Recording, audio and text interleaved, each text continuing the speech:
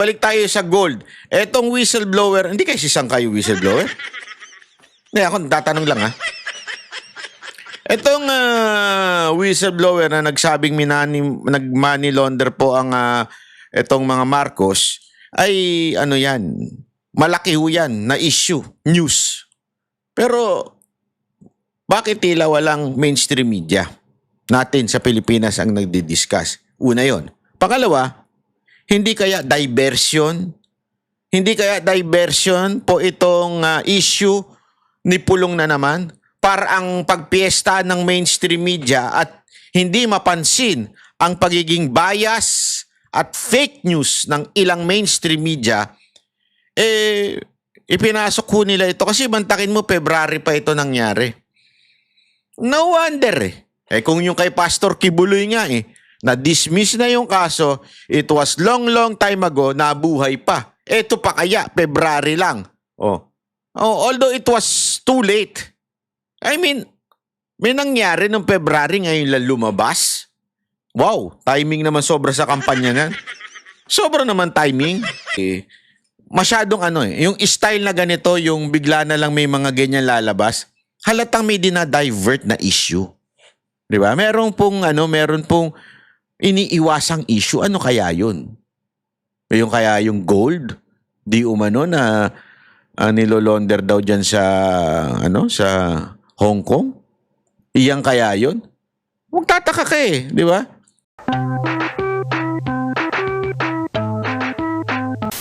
Kinasuhan po si Pulong ng physical injury at grave threat. Nako po.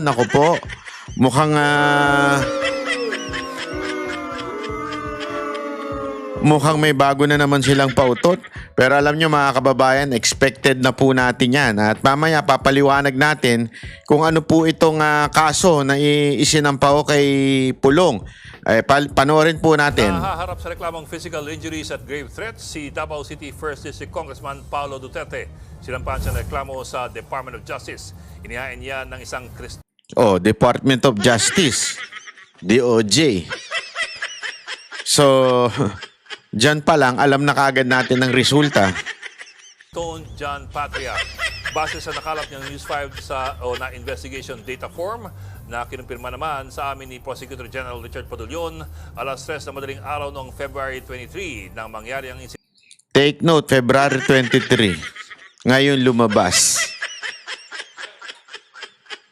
Ngayon, sinampa. Shit. Alam na yung galawan to. Sa isang bar sa Davao City. Hindi dinetalye pa ang buong pangyayari pero gumugulong na ang investigasyon dyan. Sinusubukan namin kunin ang panig ni Pulong pero hindi pa rin siya sumasagot sa amin.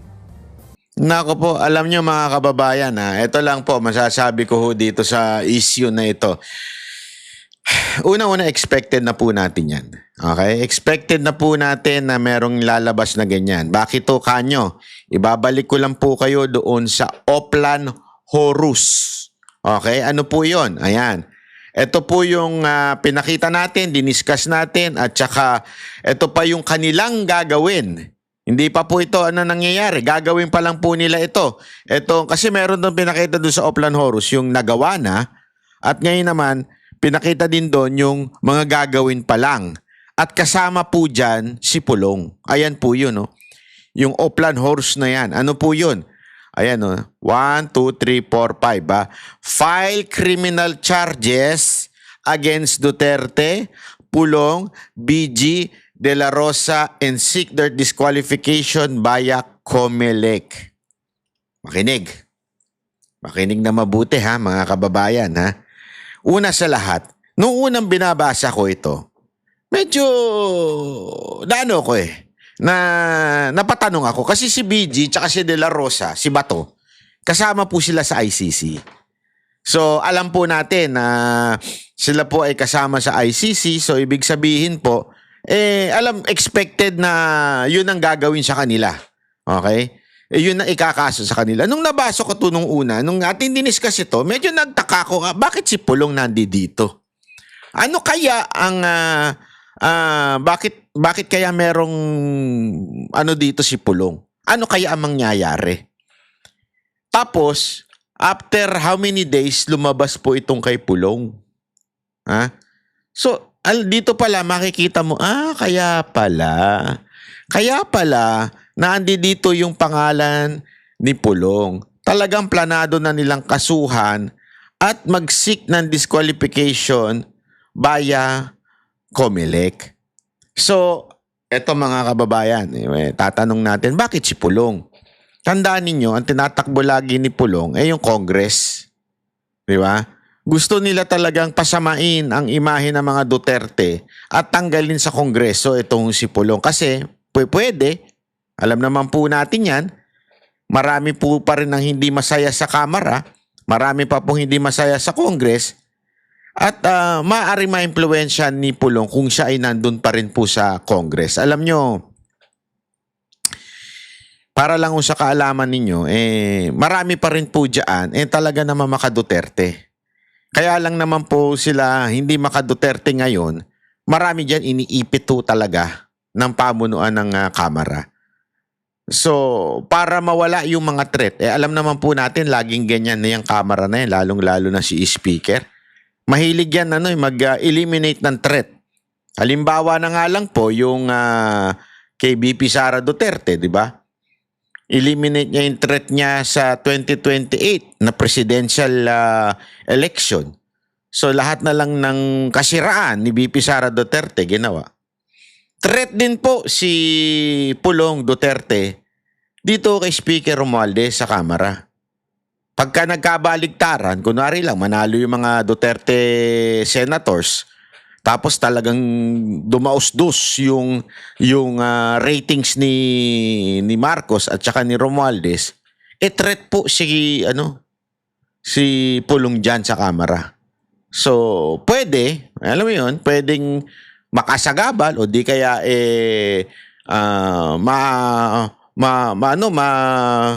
mabaling yung ibang mga congressman dito sa mga Duterte. Hindi natin alam. Kaya siguro, malamang, ito ang purpose nila. Aside from masira si Pulong Duterte. Yan po ang unang nakikita ko. Ipakita natin yung video ha.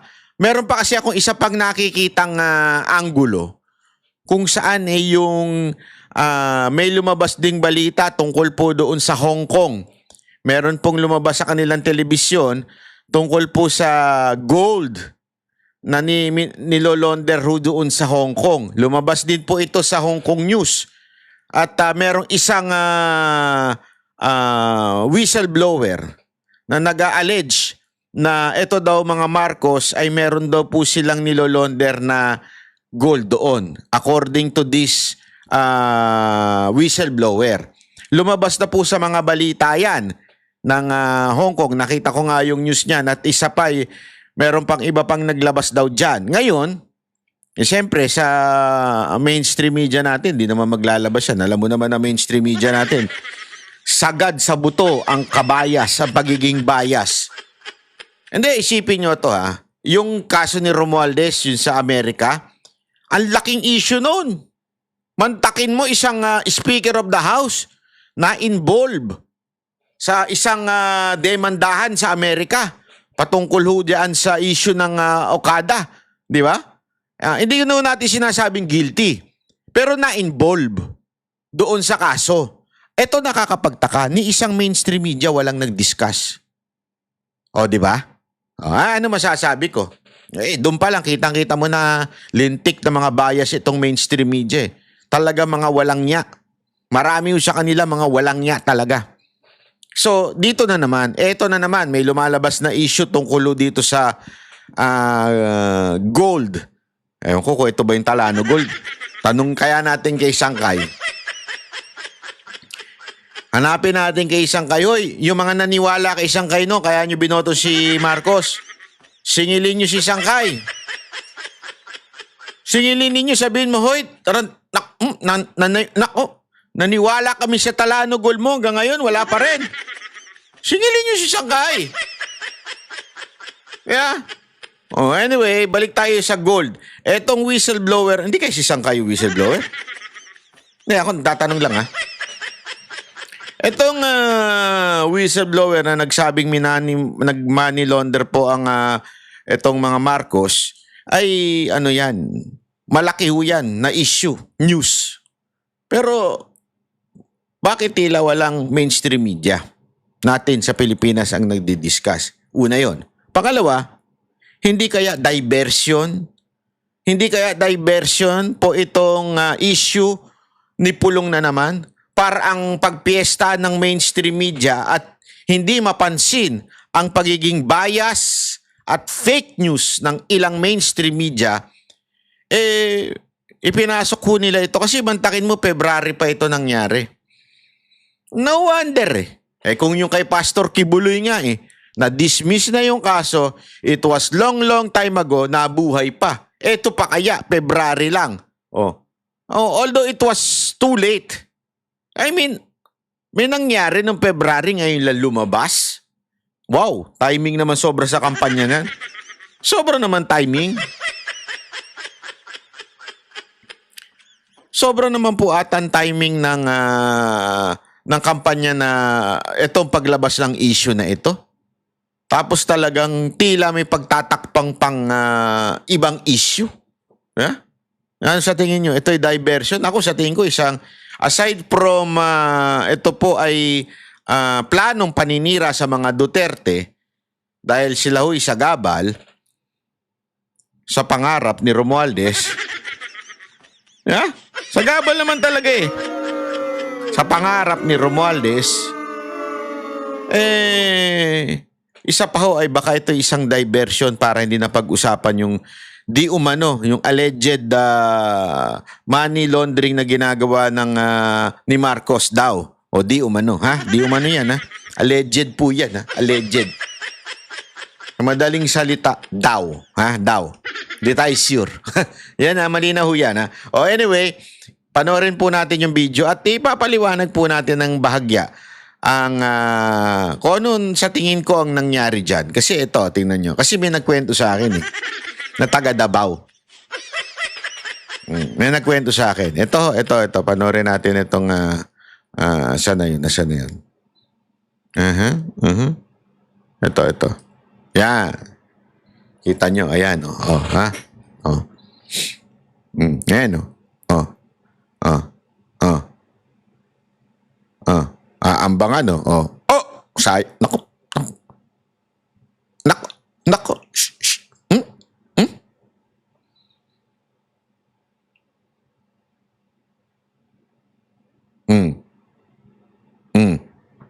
Ayan, walang sound.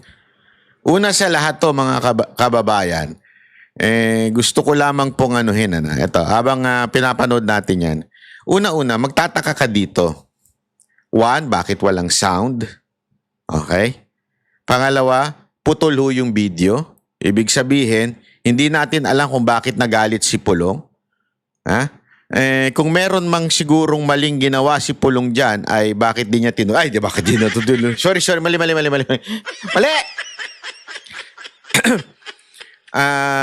Bakit niya inambangan? Parang gano'n, di ba? Yun ang sinasabi ng iba. Kasi ganito yan Ito, mga kababayan. Ang istorya, sabi eto daw lalaki, yung mataba, sabi, bugaw daw yan. Pero pag babasahin mo doon sa mga ibang nag-post, businessman yan. Okay? Businessman daw yan. Pero yung iba naman, sinasabi, meron daw binugaw itong mga babae kay Pulong. Okay? Yan ang sinasabi, yun ang akusasyon. Binugaw daw kay Pulong, tas hindi binayaran. Parang something like that. Okay? Ngayon, kung titignan mo yung kwento na yon, ay pwedeng pumasok sa video. Anong ibig ko lang sabihin? Simple lang. Ito yung video. Kung sino man yung lintik na direktor nito, hahanap yan ng kwento na mukhang kapanipaniwala o di kaya pwedeng sumute doon sa video. Nagigets nyo? Kasi kung talagang totoo yan, mantakin mo. Ikaw halimbawa lang, ikaw kongresista ka. Tapos, kilala ka. February daw nangyari ito. Alam mo na target ang mga Duterte. Alam mong target kayo. gobyerno ni Marcos. Alam mo, yung kapatid mo pinag-iinitan. Gagawin mo ba ito? Kukuha ka pa ng bugaw? Kukuha ka pa ng nyok-nyok? Hindi. Nagagets mo? Bakit ka kukuha ng nyok-nyok? Tas ganyang kabulgar, gagawin mo sa bar. Di ba? I mean, sorry pero ikaw ay hindi naman simpleng tao. Ikaw ay anak ng dating presidente. Ikaw ay meron kang katungkulan at alam mo na hinahanapan kayo ng butas ng gobyernong ito. Tapos magtatawag ka ng nyok-nyok doon sa bar. Hindi, isipin nyo na mabuti Bakit hindi ka na lang magtago? I mean, siguro naman, meron ka mga alalay. Pwede kang sa hotel ka na lang. Anong tawag dyan? Pa-show up ka na lang. Pa-show up ka na lang ng mga pokpok. Hindi, di ba? I mean, pucha, prominente ka, anak ka ng dating presidente. Tapos, alam mong delegates kayo ngayong mga Duterte. Gagawin mo isang kataranta doon sa isang bulgar na lugar? Sa isang publikong lugar? Di ba? I mean, ganun ba katanga ito si Pulong para gawin yun? Tapos hindi ba niya alam na may CCTV sa bar na yan? Di ba? Pero kasi alam ko yung meron nagkwento sa akin ng totoong kwento na nangyari. Diyan. Ang totoong kwento daw, sa akin ito'y kinuwento sa akin po ng isang kakilala na sabi nga niya nandun siya nung mga time na yon. Ang kwento daw sa akin yan, meron daw inilalapit na mga babae sa kanya at pinaupo. Siyempre, bilang isang public figure, hindi mo naman pwedeng sungitan. Sige, okay lang, inom-inom tayo. I mean, wala naman masamang uminom. Di ba? Umupo yung mga babae, tapos pinainom daw. Sige, order kayo nung gusto nyo. Kasi public official ka I mean, public person ka. Alam naman magsungit ka. Sige, inom-inom kayo, ganyan. Tapos, parang after daw, pag tagal-tagal, biglang siningil si Pulong. Parang something like that. Parang pinilit na, hindi, mga PR yan, mga yan. Tapos, pinainom mo yan, so singiling kita, ganon. Noon na hindi daw pinapansin. Yun ang kwento sa akin. Hindi daw pinapansin ni Pulong. Parang, sino ka ba? Akala ko, hindi, di ba? Parang may isip mo, may mga fans lang yan. Hindi naman fans. Parang mga supporter yan, na mga Duterte, pinuupo nyo dyan. Siyempre, as a public figure, hanggang, inaabuso na. Yung parabagang inutos-utusan na yung babae na gumawa ng something na parang doon na inis daw. Di umano. Si Pulong na parang inaabuso mo yung babae? Na tipong parang sa kanya, parang pinipilit mo yung mga babae na gumawa ng hindi maganda at alam mo yun, magtrabaho, parang ayaw daw nung babae pero pinipilit daw. Di umano Yun ang kwento. Alleged po yun So doon na inis daw si Pulong na parang sandali, pang-aabuso yan sa kababaihan. Kaya niya in-approach yung tao. Yun ang kwento. Sabi ko nga, oo nga, no? Tapos may video. Sabi ko, baka. Ang haka-haka, para bagang ginawang trap yan. Mag-iskandalo, tapos alam nilang mainitin ang ulo ni Pulong pagdating sa mga inaapi, lalo na yung mga kababaihan na inaapi. Ayaw na ayaw. Kasi tandaan ninyo, ang asawa po nito, matindi ho. Hindi, walang biro. Alam ko ang alam ko po pagka, di ko alam. Correct me if I'm wrong, pero alam ko ang asawa nito, Muslim So yung respeto sa mga kababaihan, napakatindi ho daw ni Pulong. So ibig pong sabihin, nung nakikita niya para bagang dinidisrespect na yung mga babae, pinipilit na sa isang bagay na hindi tama, doon na inis si Pulong. Nag-init ang ulo. So kung meron mang siguro, kung meron mang pagkakamali, siguro yung pag-iinit niya ng ulo. Pero sa akin po kasi, kung ako din ho yan, yung babastusin nyo yung babae.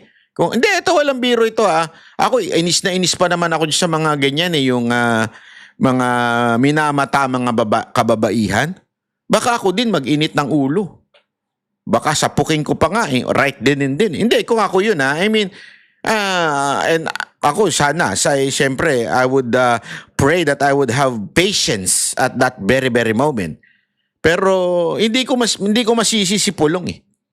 Kung iinit kasi public official ka eh. Tapos isasaksak sa'yo yung babae kesyo pipilitin mo sa harapan ko. Di ba? Sa harapan ko pa, pipilitin mo yung babae na magtrabaho para sa akin? Oh, doon daw nagalit si Pulong. Kaya ganyan ang kanyang reaction na parang inaano niya. Eh sabi ko nga naman, hindi natin. Kaya nga sabi ko sa inyo, we do not know. But this is for sure. Etong ganitong video doesn't prove anything, di ba? Na masasabi mong, kasi ang pinalalabas nila, ako ito observe this. Una, late, bakit niya ilan lumabas yan? During the campaign. Pangalawa, tugman-tugma doon sa Oplan Horus. Yeah? Tandaan ninyo, lumabas yung Oplan Horus bago yan. Pangatlo, aside from that, very masyadong yung style na ganito, yung bigla na lang may mga ganyan lalabas, halatang may dinadivert na issue. Di ba? Meron pong iniiwasang issue. Ano kaya yun? Yung kaya yung gold?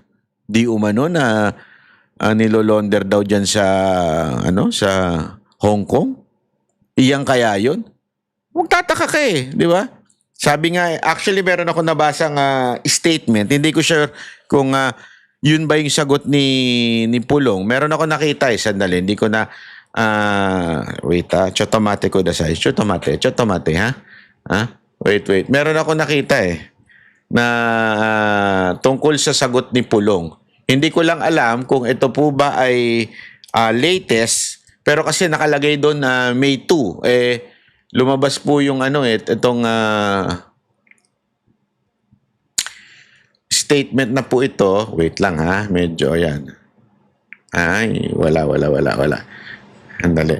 Basta parang sinasabi niya na wala nang bago sa mga ganyan. Desperate, parang ako ito lang makikita ko dyan. Parang desperate move na ho ito. Di ba? Oh. Ay, nako. Anyway, hindi ko makita ngayon Baka mamaya-maya makita natin yan. Anyway, so yun po yung magtataka ka talaga kung bakit ngayon lang naglabasan yung issue na yan. So, doon pa lang, may sabit na ho talaga. Medyo kitang-kita mo na Kitang-kita mo na merong ibang motibo. At again, sabi ko nga sa inyo, walang napapatunayan ng video na ito. Ang napatunayan lang natin ng video na ito, matapang si Pulong. Ang tanong, tama ba yung paggamit niya ng tapang o mali? Kasi alam naman po natin na mga Duterte talagang matatapang Alam naman natin si Pangulong may alam ako na may sinampal si Pangulong Duterte na mga tiwaling pulis. Hindi, totoo. Ayun kwento ho sa akin ng may talagang si Pangulong Duterte noon, pag may tataratarantado, talagang nananampal yan. Di ba? So ngayon, ito bang, kasi, I mean, again hindi ko sinasabing it is justifiable na manampal ka kung ikaw ay ginawa ng may nakita kang katarantaduhan. Pero gayon pa man, yan ang tatak Duterte, yung tapang na ganyan, di ba? Ngayon, kayo na lang mag-isip kasi sobra naman ito. I mean, sobra namang, sabi nga pag hindi na matalo, ganito na yung gagawin. Yeah? Ganyan kasi alam nila At saka mga kababayan, masanay na po tayo. Hindi masanay na po tayo. Nung panahon ni Pangulong Duterte, ganyan din Naalala niyo 2016, last minute, merong peking pinalabas na peking account si Trillanes, naalala niyo nun? Di ba? Last minute yun. As a matter of fact, I think it was one day before. Buti, magaling si Panelo at nakuha niya yung certificate mula sa BPI na nagsasabing walang account si Pangulong Duterte ganon. Di ba? Ito yun ang sa akin Kasama sa politika yan eh. Yan ay isang desperate move para po para talaga masira ang mga Duterte. Kaya nga pinangalanan natin yung Horus eh. Alam mo, may mga nagsuggest eh kung ano daw ibig sabihin ng Oplan Horus. Ito pala ibig sabihin daw nun. Port ako dyan mga kababayan. House of Representative and Just System. Ibig sabihin hindi makatarungan na sistema. Yan ganyan daw po ang ginagawa ngayon ng House of Representative. Kaya Oplan Horus. Yung pala yun. Gago! Ay nako, grabe talaga. Iba talaga po itong si Romualdez, kakaiba.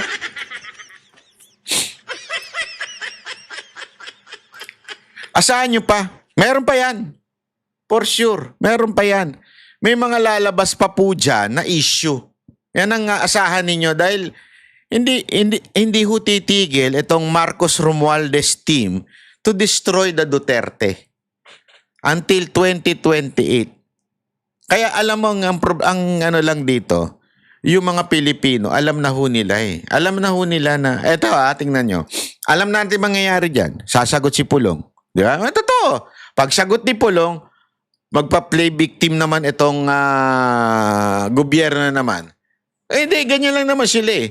Pagka hindi na ho nila kinaya yung banat, halimbawa ni Pulong, for sure yan. Magpe-play victim na naman yan. Sasabihin naman nila, hindi, wala yan. Ano yan, kinakawawa lang kami. Sinisiraan kami ng mga Duterte. Mga Duterte pa talaga maninira, no? Ito, pakita natin yung statement po ni Pulong na SMNI lang po ang nakakuha. Ewan ko kung bakit hindi nilalabas ito ng... Hindi, nakita ko lang eh. Sa SMNI, May 2, sabihin, kahapon, kahapon. After lumabas, ito sabi niya, wait. Ito. Ayan. Sabi dito, ayan. Kung hindi ka matalo sa ayuda, matalo ka sa kasuhan kita. Nak ng wewe, galing That is the new politics of the Philippines. Right now, dirty politics, sanay na tayo dyan. Tama eh. Kung hindi ka matalo sa ayuda muna. Diba? Kakasuhan ka. Alam mo, sanay, ako rin sanay na dyan.